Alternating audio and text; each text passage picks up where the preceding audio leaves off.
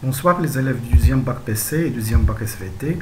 On continue toujours avec l'examen blanc, ARIHA 2018. On passe à la partie numéro 6. Donc la troisième partie du problème. L'énoncé de la troisième partie est le suivant. On va traiter question par question. La première question montre que grand H est une fonction primitive de la fonction petit h sur l'intervalle moins 1 plus l'infini. Pour que grand H soit une fonction primitive de petit h, il faut que grand H' égale petit h. C'est exactement la définition de la fonction primitive. Grand H est une fonction primitive de petit h si seulement si grand H' égale petit h. Pour cela, bien sûr sur cet intervalle. Pour cela, grand H est dérivable sur l'intervalle moins 1 plus l'infini. On dérive grand H. Donc on va prendre un x appartient à l'intervalle moins 1 plus l'infini. Grand H, c'est un produit de deux fonctions. Ça veut dire la dérivée est la première prime fois la deuxième, plus la première fois la deuxième prime. Donc la dérivée de la première, la dérivée de u à la puissance n égale n fois u' fois u à la puissance n-1. Donc la dérivée de u au carré, c'est 2 fois u' fois u à la puissance 1 qui est u. Cela veut dire que la dérivée de 1 sur 2, facteur de x plus 1 au carré, c'est 1 sur 2 fois 2, x plus 1' fois x plus 1 à la puissance 1, fois ln de x plus 1 moins 1 sur 2, plus 1 sur 2 x plus 1 au carré. Maintenant, la dérivée de ln de x plus 1, c'est x plus 1' sur x plus 1, et la dérivée de 1 sur 2, c'est 0. Donc, ce qu'on a dit. Alors, la dérivée de x plus 1 est 1. 2 va être simplifié par 2. Il va rester x plus 1 facteur de ln de x plus 1 moins 1 sur 2. Et la deuxième est évidente. La dérivée de x plus 1, c'est 1. Ça va donner 1 sur 2 fois x plus 1 au carré sur x plus 1 qui vaut 1 sur 2 facteur de x plus 1. Après simplification, on développe. Tout va s'amplifier, il va rester x plus 1 facteur de ln de x plus 1 qui est h de x. Cela veut dire que grand H est une fonction primitive de la fonction petit h sur l'intervalle moins 1 plus l'infini. Donc si on connaît la fonction primitive, c'est très facile de calculer l'intégrale. Il suffit de mettre en crochet la fonction primitive. La question suivante, on veut déduire la limite, l'intégrale de 0 à moins 1 plus e de x plus 1 ln de x plus 1. Puisqu'on connaît la fonction primitive de x plus 1 ln de x plus 1, on va mettre la fonction primitive entre crochets. On remplace d'abord par moins 1 plus e. Ça va donner e au carré sur 2, facteur de 1 moins 1 sur 2. Et puis on remplace par 0, qui va donner moins 1 sur 2, facteur de moins 1 sur 2. Cela est égal à e au carré sur 4 plus 1 sur 4 qui est égal à e au carré plus 1 sur 4. En utilisant l'intégration par partie, on veut montrer que cette intégrale est égale à 1. Donc l'intégrale par partie consiste à utiliser ce schéma. On va choisir u et v'. On a ici un produit de deux fonctions, 1 fois ln de x plus 1.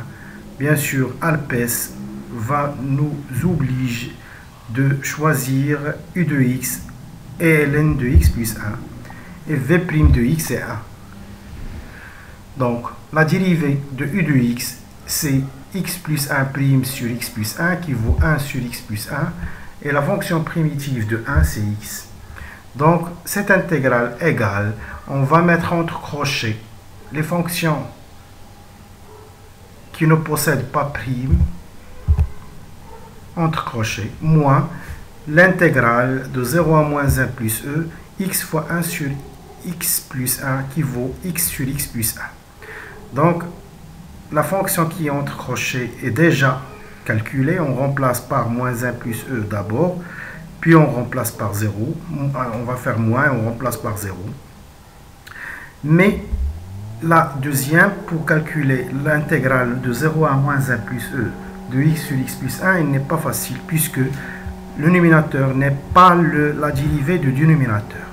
Donc pour cela, on va remarquer que x sur x plus 1 égale x plus 1 moins 1 sur x plus 1. Donc x plus 1 sur x plus 1 vaut 1, moins 1 sur x plus 1. Ça va donner tout ça.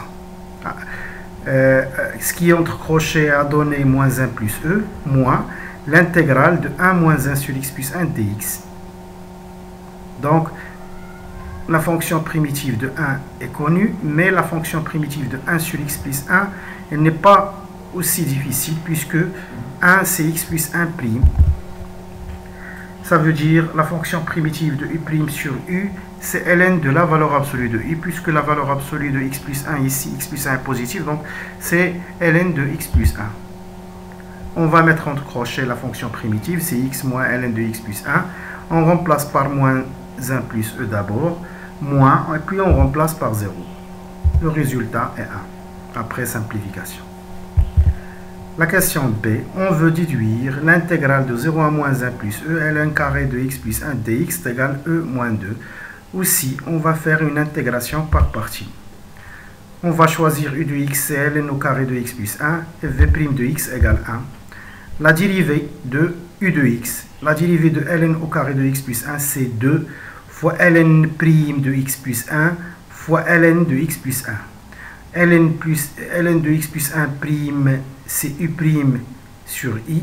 Donc je répète, 2 fois ln de x plus 1 prime. ln de x plus 1 prime, c'est 1 sur x plus 1. Ça veut dire 2 sur x plus 1 fois ln de x plus 1. Ça va donner ce résultat. Donc la fonction primitive de 1, c'est x. On va mettre entre crochets les fonctions qui ne possèdent pas prime. Donc ça va donner entre crochets x facteur de ln carré de x plus 1 moins l'intégrale de u' fois v. On va sortir 2 à l'extérieur de l'intégrale. C'est un nombre, c'est une constante. On va faire comme en question 3a, x sur x plus 1 égale 1 moins 1 sur x plus 1 fois ln de x plus 1. On développe, ça va donner moins 1 plus e, moins 2 l'intégrale de 0 à moins 1 plus e ln de x plus 1, plus 2 l'intégrale de 0 à 1 plus moins 1 plus e ln de x plus 1 sur x plus 1. La première, moins 1 sur e, est connue. La deuxième, l'intégrale de 0 à moins 1 plus e ln de x plus 1 est déjà calculée dans la question 3a. Il vaut 1, donc moins 2 fois 1, moins 2 fois 1 c'est moins 2, avec moins 1 qui est en premier, ça va donner moins 3 plus e. Donc moins 3 plus e plus 2. On sait bien que ln de x plus 1 sur x plus 1, c'est 1 sur x plus 1 ln de x plus 1, 1 sur x plus 1 sur x plus 1, c'est ln de x plus 1 prime fois ln de x plus 1. Et on connaît tous la fonction primitive de u' fois u, c'est 1 sur 2. 1 sur 2. Donc u' fois u à la puissance n, c'est 1 sur n plus 1, u à la puissance n plus 1. Ici 1 sur 2, ln de x plus 1 à la puissance 2. On va la mettre entre crochets. On remplace par moins 1 plus e, moins, et puis on remplace par 0. Ça va donner moins 3 plus e plus 1, qui vaut e moins 2. La dernière question, on veut déduire l'aire de la partie délimitée ou bien située entre, délimitée par la courbe de f, les axes du repère et d'axe du repère et la droite d'équation x égale e moins 1. Donc ici normalement la question, je vais citer la question autrement. Déduire l'aire de la partie délimitée par la courbe de f et l'axe des abscisses et les deux droites d'équation x égale 0 qui est l'axe des ordonnées et x égale e moins 1. Donc au lieu de dire x égale 0 et x égale e moins 1, on a dit les axes du repère parce qu'on veut déterminer la partie délimitée par C de F et l'axe des abscisses. Donc, c'est le premier axe. Et les deux droites x égale 0 qui est l'axe des ordonnées et x égale e moins 1. Donc, la règle est très claire. C'est l'intégrale de 0 à moins 1 plus e de la valeur absolue de f de x dx. Puisque la fonction f est positive sur l'intervalle 0 moins 1 plus e, on sait bien qu'il est positif parce que sa courbe entre 0 et moins 1 sur e est au-dessus de l'axe des abscisses. Quand il faut que l'axe des abscisses, ça veut dire que la fonction dans cette partie est positive. Donc on pourra enlever la valeur absolue directement et on fait le calcul. Donc déjà, on a calculé cette intégrale et on a trouvé o au carré plus 1 sur 4 moins e moins 2. On a déjà calculé cette intégrale dans les questions précédentes. Qu'est-ce qu'on nous reste? Il nous reste l'unité.